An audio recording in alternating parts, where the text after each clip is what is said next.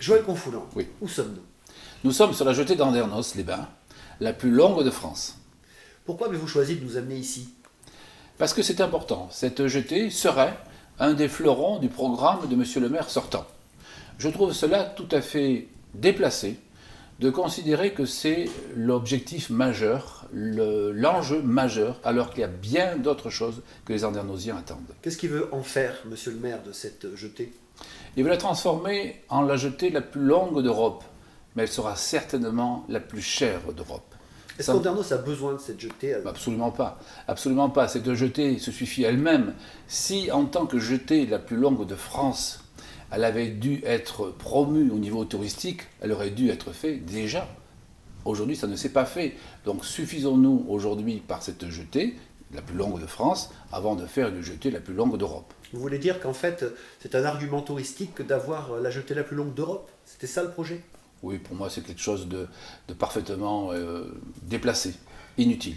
Quelle est votre vision à vous, alors, du devenir de cette fameuse jetée? Cette jetée doit être déjà entretenue, assurée, alors qu'elle ne l'était pas jusqu'en 2010.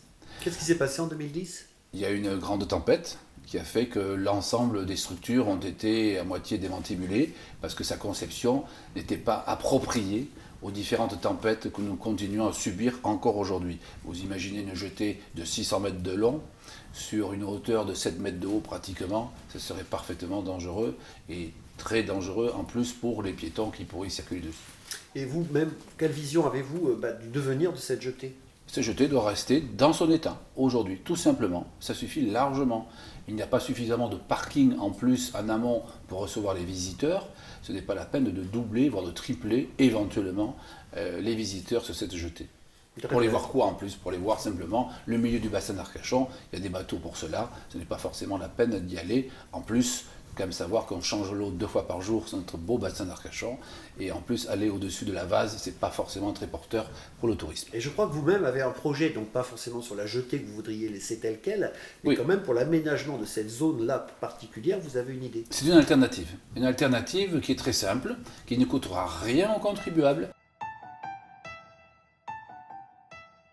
Voilà, alors la jetée est intéressante en ce moment parce que nous voyons la jetée telle qu'elle est terminée aujourd'hui et là où il y a le surf là-bas, le kitesurf, enfin c'est pas un kitesurf, c'est un funboard, bon voilà, la jetée ira au-delà, c'est-à-dire elle ira 300 mètres au-delà, pratiquement à la fin des piquets que nous voyons là-bas.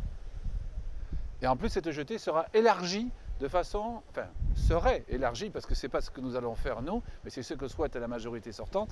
Cette jetée serait élargie de façon à ce que des bus, des minibus puissent circuler, faire des navettes. Mais la jetée, il faut la garder telle qu'elle est aujourd'hui. Elle est largement suffisante aujourd'hui en étant la plus grande jetée de France. C'est déjà largement suffisant. Et ce n'est pas parce que c'est la jetée la plus grande de France que nous avons davantage de touristes. Ce n'est pas pour cela que les touristes viennent. Les touristes viennent parce qu'il y a un cadre de vie, parce qu'il y a un port ostréicole, parce qu'il y a des promenades de littoral, parce qu'il y a des bons restaurants, parce qu'il y a des bons commerces, parce que la ville est mignonne. C'est pour cela que les gens viennent. Parce qu'en fait, les solutions sont très simples, elles ne coûteront rien aux contribuables. Ce sont des solutions de bon sens. Et aujourd'hui, nous sommes, nous, les seuls à proposer cette solution-là.